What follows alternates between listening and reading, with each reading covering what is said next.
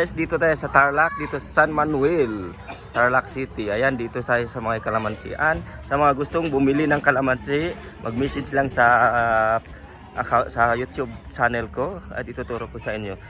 Mura lang dito ang kalamansi. Ayan, napakaraming bunga guys. Ngayon ang kalamansi ay 700, 1 red bag. Ang 1 red bag ay 30 kilos. Binibinta lang nila ng 700.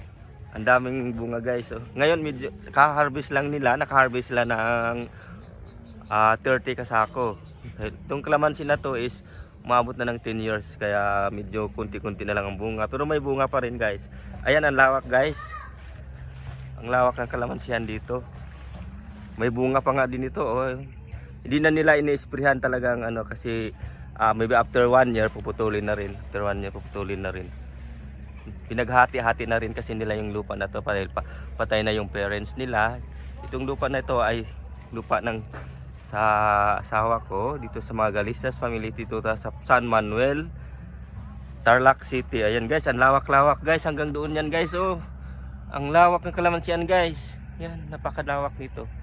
So naghati-hati na sila, bawat 10 magkakapatid is 600 square meter bawat isa sa kanila. So bawat isa sa kanila may mga lupa na. Yung ng asawa ko gusto ko taniman ng nyug. Ayan guys, ang daming bunga guys. Sa mga gustong bumili ng kalamansi, mag-message lang sa YouTube account ko or kaya pumunta kayo sa San Manuel, Tarlac City. Hanapin lang niyo ang Galicia pamilya. Kung malapit lang dito, madali lang niyo matuntunan. So mamimitas lang sila at fresh na fresh ang kalamansi na inyong mabibili dahil napakadaming bunga pa ngayon sa totoo lang. Napakadaming bunga. Ang lawak-lawak, 1 hektarya pa to na kalamansian. Ang dami talagang bunga. Ayan guys. Kaya guys, masarap to sa sausawan o kaya juice. Ipigain mo lang. Ang daming bunga, grabe. Ang daming bunga. Yun. Napakaraming bunga pa pala. Kahit hindi na inaalagaan. Ayun, nangahinog na nga yung iba. Ang daming bunga talaga. Ayan. Ang dami pa rin bunga. Grabe, napakaraming bunga pa tayo. Kaya guys, pumunta lang kayo dito sa San Manuel, Tarlac City. Hanapin nyo ang Galicia family. Hi Joyce. Ayan guys, sila ang may-ari ng kalamansian guys.